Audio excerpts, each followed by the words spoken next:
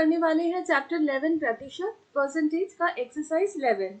आज हम लोग करेंगे क्वेश्चन नंबर 5। देखो यहाँ पर एक तालिका दिया हुआ है, तालिका को आप लोग को खाली जगहों को पूर्ण करना है। तो यहाँ पर देखो फर्स्ट लिखा हुआ है प्रतिशत, सेकंड है भिन्न, थर्ड है दशमलव भिन्न। ठीक है, फर्स्ट वाला हम लोग रो लिख लेते हैं 15, 3/20 और ये है 0.15। ठीक है, तो आप लोग को अगर भिन्न से प्रतिशत निकालना है तो आप लोग 100 से गुणा करोगे। जैसे देखो 3/20 गुणा 100 करते हैं, देखो कितना आ रहा है, 2 5 बार में कटा, देखो 15 आ गया। तो मैंने जैसा कहा कि भिन्न को प्रतिशत में बदलने के लिए 100 से गुणा किए हैं, देखो भिन्न के साथ 100 गुणा किए हैं, 15 आ गया है। ठीक है, इसी तरह अगर प्रतिशत दिया हुआ है, आप लोगों को भिन्न निकालना है तो आप लोग करोगी 100 से भाग। देखो 15 से मैं भाग करती हूँ 100 से, देखो कितना आ रहा है 5, 3 से कटेगा 5, 20 बार में कटेगा तो 3/20।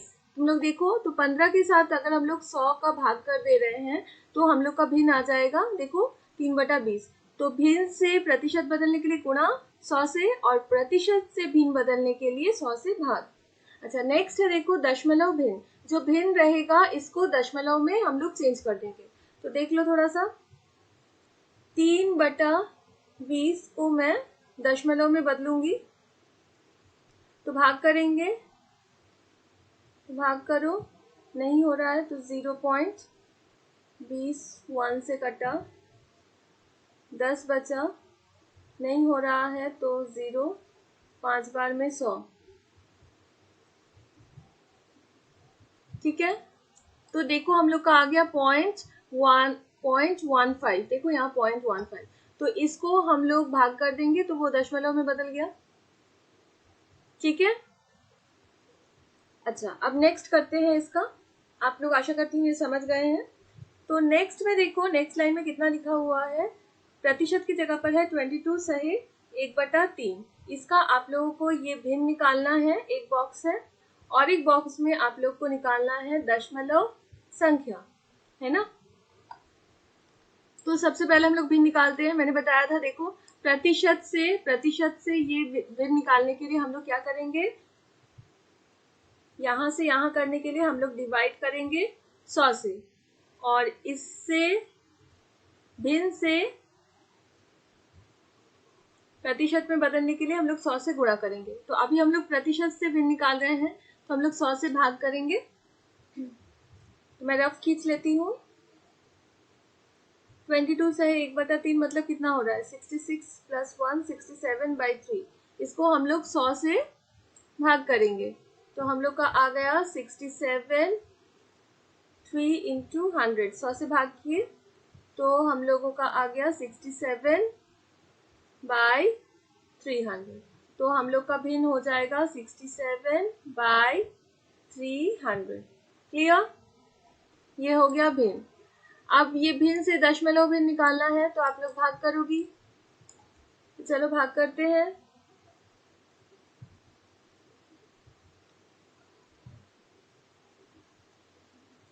नहीं कट रहा है तो एक 0 डालेंगे, तो इसके लिए पॉइंट, यहाँ 2 बार में 600 हो जाएगा, माइनस करो 70, एक और 0 उतरा, फिर 2 बार में 600,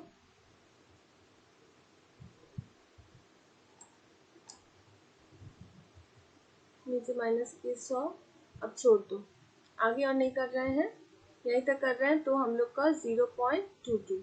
क्लियर, चलो एक और करके मैं बताती हूँ। इसका नेक्स्ट वाले में देखो प्रतिशत की जगह पर ब्लैंक है,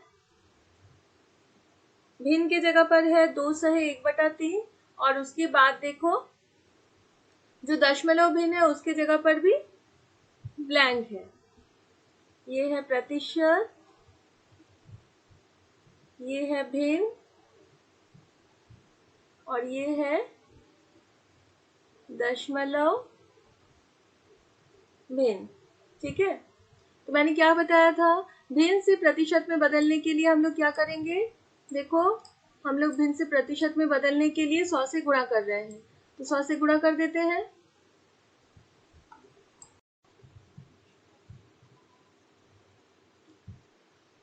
दो से 1/3 हो जाएगा। 3 2 जा 6 प्लस 1 7, तो 7/3। अब भिन्न को प्रतिशत में बदलने के लिए हम लोग 100 से गुणा करेंगे, तो आ गया 700/3। तो डिवाइड करो अब। 3 2 जा 6 1 0, 3 3 जा 9 1 0, फिर 3 3 जा 9 1,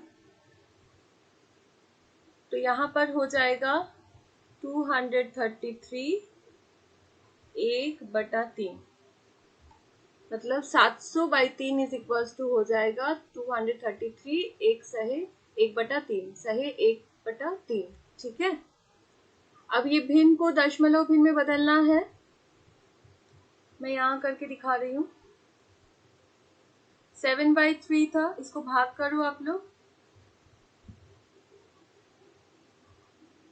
3 2 जा 6 1 0, पॉइंट डालेंगे। 3 3 जा 9,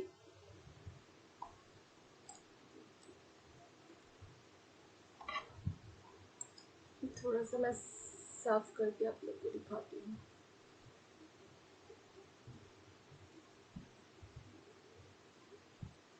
जस्ट एक मिनट। 7/3 था, इसको भाग करेंगे हम लोग। 3 2 जा 6, पॉइंट डाल दिए यहाँ 0। 3 3 जा 9, फिर 1 आया, फिर 0, फिर 3 3 जा 9, इस तरह से चलता रहेगा। तो 2.33, तो यहाँ पर दशमलव की जगह पर हो गया 2.33। ठीक है, तो इस तरह से आप लोग ये टेबल कंप्लीट कर लेना। अब हम लोग चलो नेक्स्ट सवाल पढ़ के देखते हैं। Question number 6। जल में हाइड्रोजन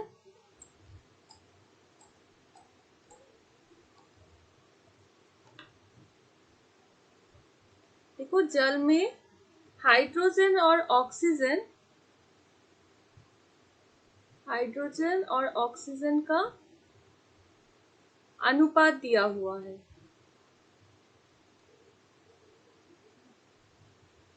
ठीक है, जल के कुल परिमाण में हाइड्रोजन और ऑक्सीजन का प्रतिशत कितना होगा, ये आप लोग को निकालना है। अच्छा, 2:3 का मतलब क्या है? मतलब है, मान लो ये एक चीज है, इसका 3 भाग किया हम लोगों ने, तो ये 2 भाग हो गया हाइड्रोजन, और ये जो एक भाग है, ये 2 भाग हो गया हाइड्रोजन का, और 1 भाग हो गया ऑक्सीजन का।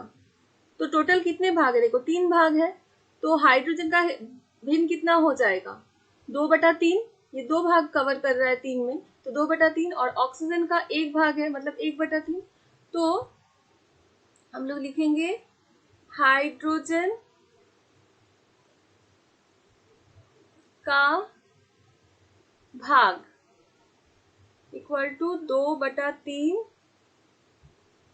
भाग, ऑक्सीजन का भाग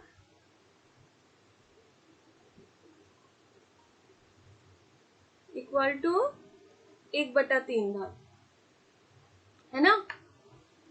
अब हम लोग निकालेंगे प्रतिशत। हाइड्रोजन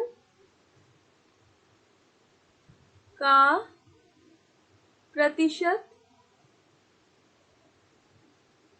अभी थोड़ी देर पहले मैंने आप लोग को बताया था, भिन्न से अगर आप लोग को प्रतिशत निकालना है 100 से गुणा करेंगे, तो हम लोग को आ गया 200/3।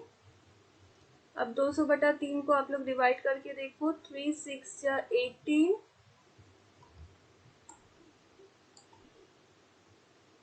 -2 0, 3 6 जा 18 बचा 2, तो 66 2/3 प्रतिशत।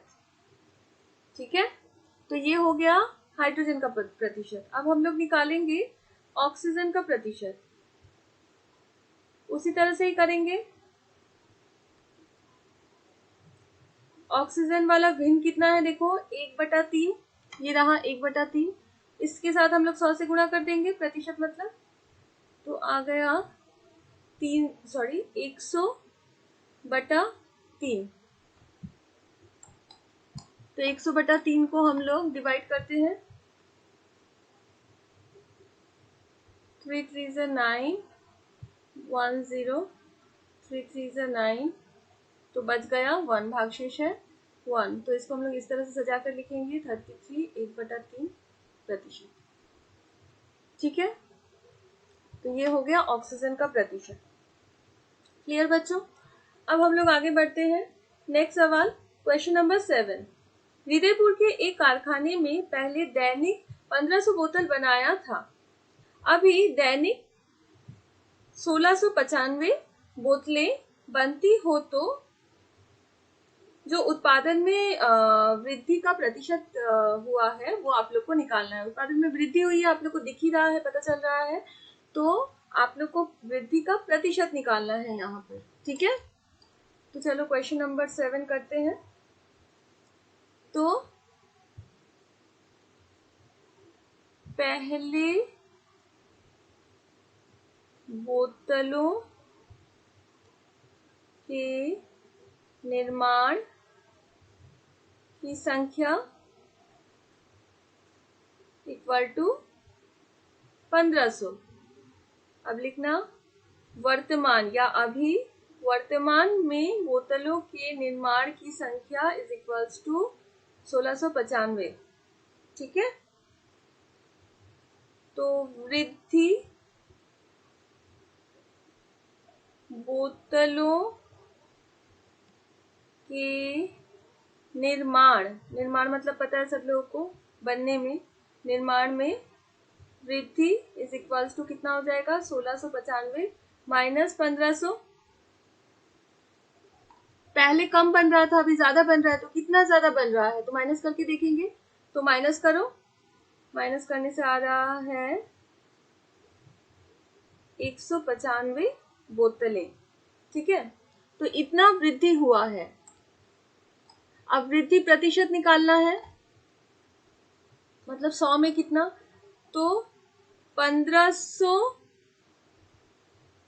में वृद्धि इक्वल टू 195। 1500 बोतलों में ही तो वृद्धि हुआ है 195, तो एक में वृद्धि इज इक्वल्स टू 195/1500। तो 100 में निकालना है प्रतिशत मतलब, 100 में वृद्धि इज इक्वल्स टू गुणा 100।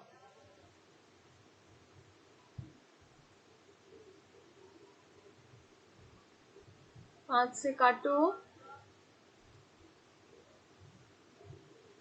5 3 से 5 3 9, और फिर ये कटेगा 13 से, तो हम लोग का आ गया 13%।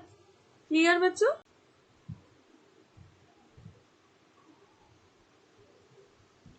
अब चलो हम लोग करके देखते हैं क्वेश्चन नंबर 8। यहाँ दिया हुआ है वायु में नाइट्रोजन, ऑक्सीजन और कार्बन डाइऑक्साइड गैस के परिमाण का प्रतिशत देखो दिया हुआ है, कितना कितना है 75.6। लिख लेते हैं चलो। वायु में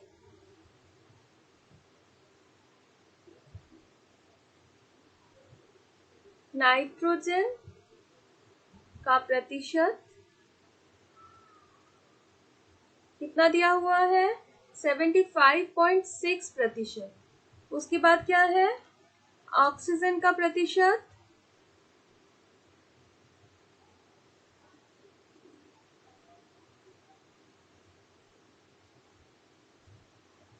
देखो 23.04%। ठीक है, नेक्स्ट है देखो कार्बन डाइऑक्साइड।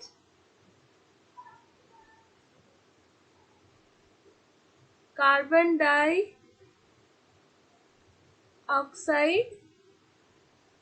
का प्रतिशत इक्वल टू 1.36। अब देखो कुल वायु कितना है 25 लीटर, कुल वायु का परिमाण है 25 लीटर। तो इस 25 लीटर वायु में आप लोग को निकाला है नाइट्रोजन का परिमाण, ऑक्सीजन का परिमाण और कार्बन डाइऑक्साइड का परिमाण। क्लियर? तो हम लोग क्या करेंगे, सबसे पहले लिखते हैं नाइट्रोजन का परिमाण। तो 25 लीटर में कितना होगा, 25 इंटू 75.6 बाय 100। ठीक है, तो देखो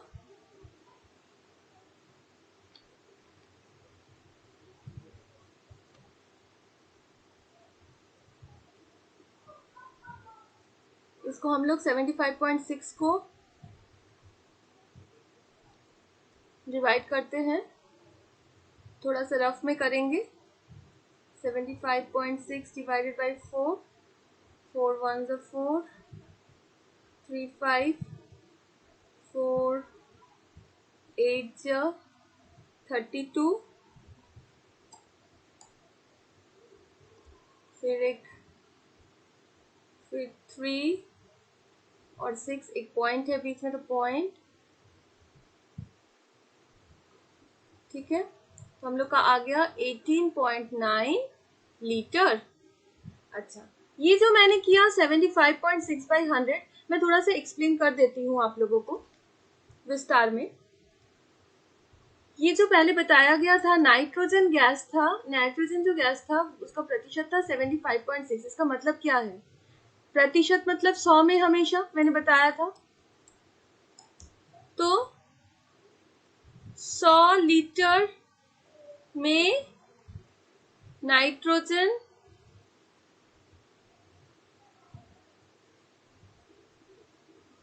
का परिमाण इक्वल टू 75.6। ठीक है, तो 1 लीटर में नाइट्रोजन का परिमाण इज इक्वल टू 75.6 बाई 100। तो हम लोग को निकालना कितने में है, 25 लीटर वायु में। तो 25 लीटर में नाइट्रोजन का परिमाण is equal to 75.6 by 100 into 25। देखो सेम ही है, 75 वही आएगा 18.9 लीटर। क्लियर? तो देखो ये जो मैंने किया,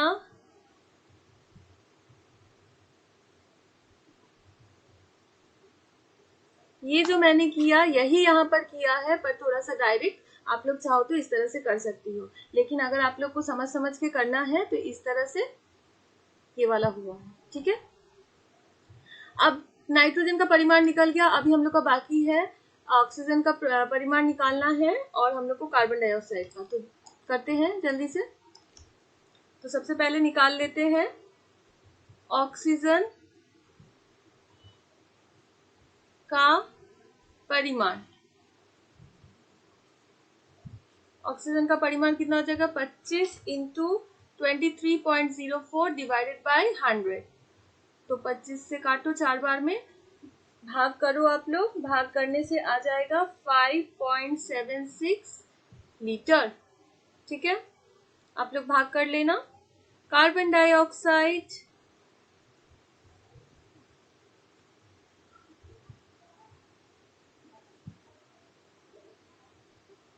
का परिमाण इज इक्वल्स टू 25 लीटर में 25 इंटू 1.36 डिवाइडेड बाई 100। 4 से कटा, तो ये वाला जब काटोगे तब आप लोग का आ जाएगा 0.34 लीटर। क्लियर? तो ये था हम लोग का क्वेश्चन नंबर 8। अभी हम लोग करेंगे क्वेश्चन नंबर 9। तो सबसे पहले क्वेश्चन नंबर 9 पढ़ के देखते हैं। त्रिशा ने मिलन दादा की पुस्तक दुकान से देखो एक पुस्तक खरीदा। पुस्तक के ऊपर जो लिखित मूल्य है उस पर एक बार 10%, फिर 5% का छूट दिया गया। अगर पुस्तक के ऊपर दाम लिखा हुआ है 200 रुपया, जो लिखित मूल्य है वो 200 रुपया है, तो उसने कितने में पुस्तक खरीदा। ठीक है, ये आप लोगों को निकालना है। तो पुस्तक के ऊपर 200 रुपया लिखा था, उसके बाद पहले 10% का छूट दिया गया, उसके बाद 5%। अच्छा, मैं आप लोग को एक बात क्लियरली बता दूं, 10% और 5% का छूट इसका मतलब बिल्कुल भी नहीं है कि आप लोग 10 + 5 = कर दोगी 15% का छूट। गलत। ठीक है, तो 10 + 5 बिल्कुल भी नहीं होगा। यहाँ पर हम लोग कुछ और करेंगे। हम लोग क्या करेंगे, पहले हम लोग 200 जो पुस्तक का लिखित मूल्य है उस पर पहले 10% का छूट देंगे, जो आएगा फिर पुस्तक का दाम, उसके ऊपर फिर हम लोग 5% का करेंगे छूट। चलो करके देखते हैं। तो लिखित मूल्य = 200 रुपए। पहला छूट प्रतिशत = 10%। तो छूट = 200 के ऊपर इस तरह से। ठीक है, तो हम लोग का आ गया 20 रुपया। तो 20 रुपया छूट है, तो अब पुस्तक का मूल्य कितना हो जाएगा। पुस्तक का मूल्य 10% छूट के बाद कितना होगा। 200 से 20 माइनस हो जाएगा। देखो 200 था मूल्य, 20 छूट आया, तो 200 - 20 180 रुपए। क्लियर। अब एक और छूट देना है 5% का, तो अब लिखते हैं दूसरा छूट। दूसरा छूट = 5%। तो छूट कितना हो रहा है, देखो अब 200 के ऊपर नहीं करना है, अब तो 180 के ऊपर करना है। ठीक है, 5 बार में कटा 2 9, तो हम लोग का आ गया 9 रुपया। तो दूसरा 5% का छूट दिए इसके ऊपर, तो 9 रुपया। तो अब क्या, 180 से अब हम लोग 9 माइनस कर देंगे, तो पुस्तक के मूल्य पर पुनः 5% छूट के बाद नया मूल्य कितना हो जाएगा, 180 - 9 = 171 रुपया। तो जो लिखित मूल्य 200 रुपया दिया हुआ था पुस्तक का, 10% और 5% जब छूट दे दिया दुकानदार ने, तो अब पुस्तक का नया मूल्य हो जाएगा 171। तो त्रिशा ने मिलन दादा को 171 रुपया देकर पुस्तक खरीदा। क्लियर। अब आगे करते हैं क्वेश्चन नंबर 10। क्वेश्चन पढ़ के देखते हैं। एक वर्ग क्षेत्र के प्रत्येक भुजा की लंबाई 10% बढ़ाया गया। ठीक है,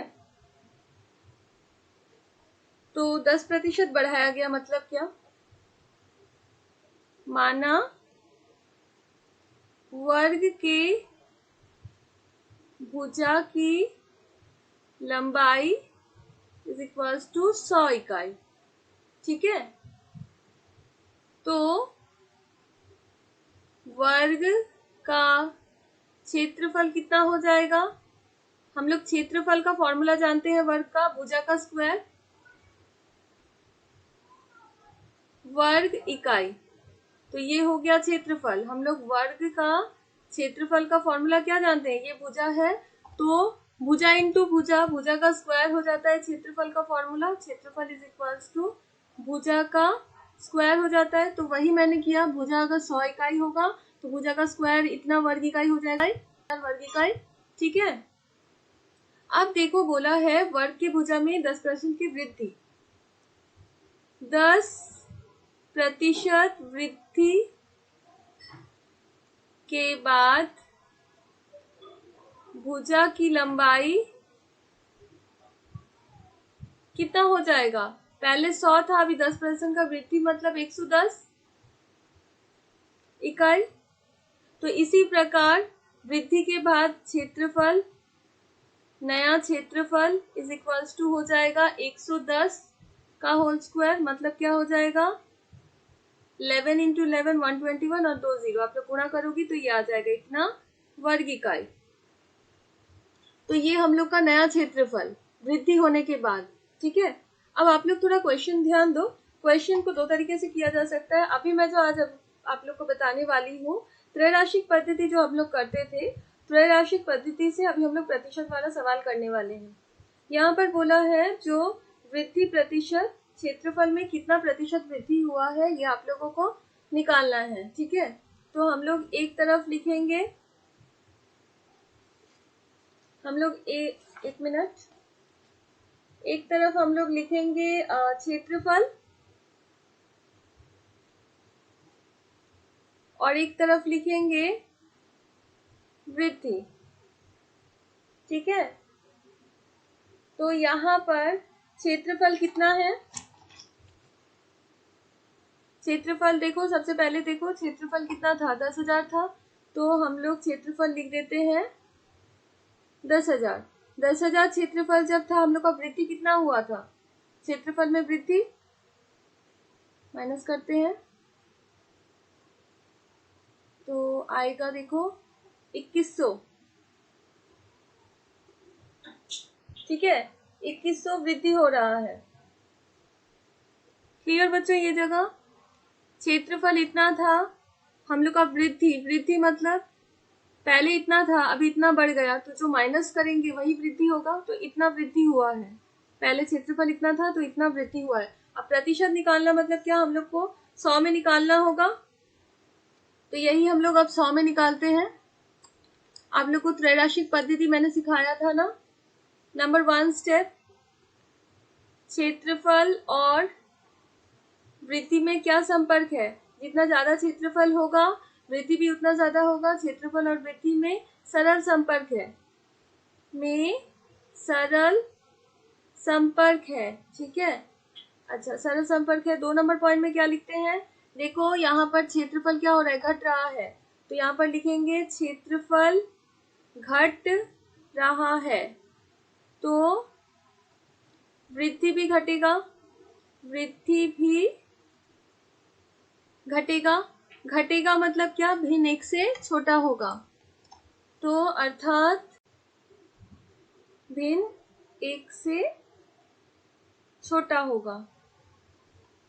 छोटा होगा मतलब अर्थात छोटा वाला ऊपर और बड़ा वाला नीचे, मतलब 100 बटा 10,000। तो हम लोग का आ गया 100 बटा 10,000। ठीक है, तो अभीष्ट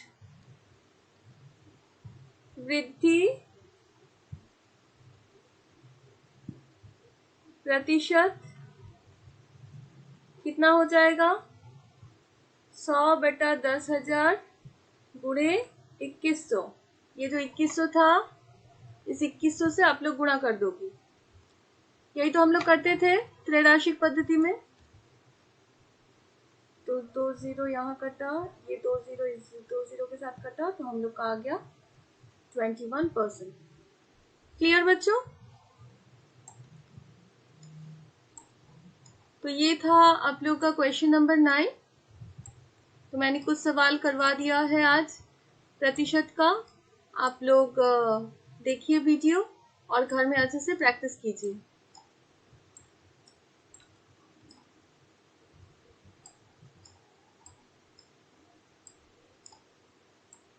थैंक यू।